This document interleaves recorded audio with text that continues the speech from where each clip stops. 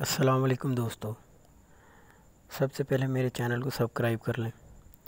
آج کا ہمارا ٹاپک ہے سریۃ العنبر میں فقر کی حالت۔ نبی اکرم صلی اللہ علیہ وسلم نے رجب 8 ہجری میں سمندر کے کنارے ایک لشکر 300 آدمیوں کا، جن پر حضرت ابو عبیدہ رضی اللہ تعالیٰ عنہ امیر بنائے گئے تھے، بھیجا۔ حضور اقدس صلی اللہ علیہ وسلم نے ایک تھیلی میں کھجوروں کا توشہ بھی ان کو دیا۔ 15 روز ان حضرات کا وہاں قیام رہا اور توشہ ختم ہو گیا۔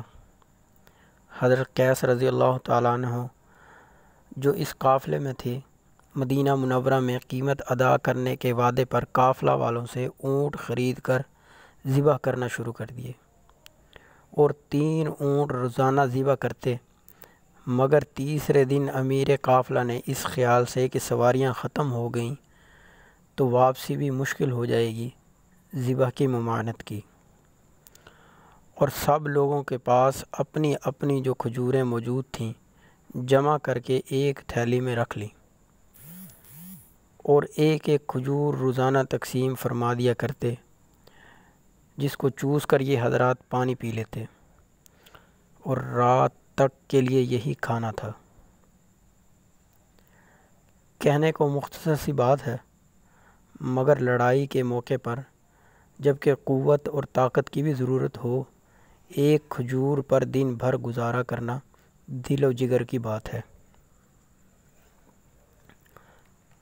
چنانچہ حضرت جابر رضی اللہ تعالیٰ عنہ جب یہ قصہ لوگوں کو حضور اقدس صلی اللہ علیہ وسلم کے بعد سنایا تو ایک شاگرد نے عرض کیا کہ حضرت، ایک کھجور کیا کام دیتی ہوگی؟ آپ رضی اللہ تعالیٰ عنہ نے فرمایا، اس کی قدر جب معلوم ہوئی جب وہ بھی نہ رہی کہ اب بجوز فاقہ کے کچھ نہ تھا، درخت کے خشک پتے جھاڑتے اور پانی میں بھگو کر کھا لیتے۔ مجبوری سب کچھ کرا دیتی ہے، اور ہر تنگی کے بعد اللہ جل شانہ کے یہاں سہولت ہوتی ہے۔ حق تعالیٰ نے ان تکالیف اور مشقتوں کے بعد سمندر میں ایک مچھلی ان لوگوں کو پہنچائی، جس کو عنبر کہتے ہیں۔ اتنی بڑی تھی کہ 18 روز تک یہ حضرات اس میں سے کھاتے رہے، اور مدینہ منورہ پہنچنے تک اس کا گوشت توشوں میں ساتھ تھا۔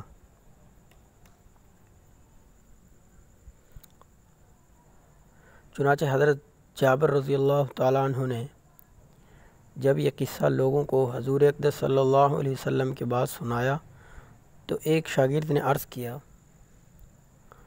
کہ حضرت، ایک کھجور کیا کام دیتی ہوگی؟ تو آپ رضی اللہ تعالیٰ عنہ نے فرمایا، اس کی قدر جب معلوم ہوئی جب وہ بھی نہ رہی، اب بجز فاقہ کے کچھ نہ تھا، درخت کے خشک پتے جھاڑتے اور پانی میں بھگو کر کھا لیتے۔ مجبوری سب کچھ کرا دیتی ہے، اور ہر تنگی کے بعد اللہ جل شانہ کے یہاں سے سہولت ہوتی ہے۔ حق تعالیٰ نے ان تکالیف اور مشقتوں کے بعد سمندر میں ایک مچھلی ان کو پہنچائی، جس کو عنبر کہتے ہیں۔ اس مچھلی کا نام عنبر تھا۔ اتنی بڑی تھی کہ 18 روز تک یہ حضرات اس میں سے کھاتے رہے، اور مدینہ منورہ پہنچنے تک اس کا گوشت توشوں میں ساتھ تھا۔ حضور اقدس صلی اللہ علیہ وسلم کے سامنے جب اس کا مفصل قصہ سنایا گیا تو حضور اقدس صلی اللہ علیہ وسلم نے ارشاد فرمایا کہ یہ اللہ کا رزق تھا جو تمہاری طرف بھیجا گیا۔ فائدہ: مشقت اور تکالیف اس دنیا میں ضروری ہیں، اور اللہ والوں کو خاص طور پر ان کا سامنا کرنا پڑتا ہے۔ اسی وجہ سے حضور اقدس صلی اللہ علیہ وسلم کا ارشاد ہے کہ انبیاء علیہ السلام کو سب سے زیادہ مشقت میں رکھا جاتا ہے، پھر جو سب سے افضل ہوں، پھر ان کے بعد جو بقیہ میں افضل ہوں۔ یہ سریۃ العنبر کا قصہ ہے۔ یہ نبی اکرم صلی اللہ علیہ وسلم نے جب رجب کی 8 ہجری میں سمندر کے کنارے ایک لشکر 300 آدمیوں کا بھیجا، جن پر حضرت ابو عبیدہ رضی اللہ تعالیٰ عنہ امیر بنائے گئے تھے۔ حضور اقدس صلی اللہ علیہ وسلم نے تھیلی میں کچھ کھجوروں کا توشہ بھی ان کو دیا۔ 15 روز تک ان حضرات کا وہاں قیام تھا اور توشہ ختم ہو گیا۔ حضرت قیس رضی اللہ تعالیٰ عنہ جو اس قافلہ میں تھے، مدینہ منورہ میں قیمت ادا کرنے کے وعدے پر قافلہ والوں سے اونٹ خرید کر ذبح کرنا شروع کیے اور 3 اونٹ روزانہ ذبح کرتے۔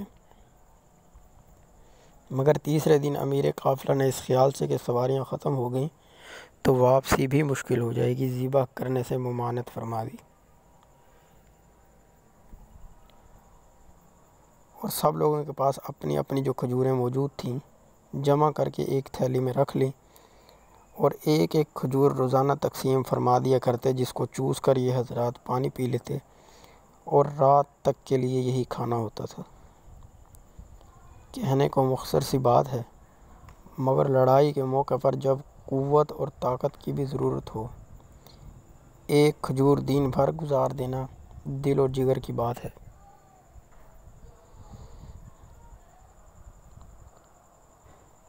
مشقت اور تکالیف اس دنیا میں ضروری ہیں، اسی لیے حضور اقدس صلی اللہ علیہ وسلم نے ارشاد فرمایا کہ انبیاء علیہ السلام کو سب سے زیادہ مشقت میں رکھا جاتا ہے، پھر جو اس سے سب سے افضل ہوں، پھر ان کے بعد جو بقیہ، پھر ان کے بعد جو بقیہ۔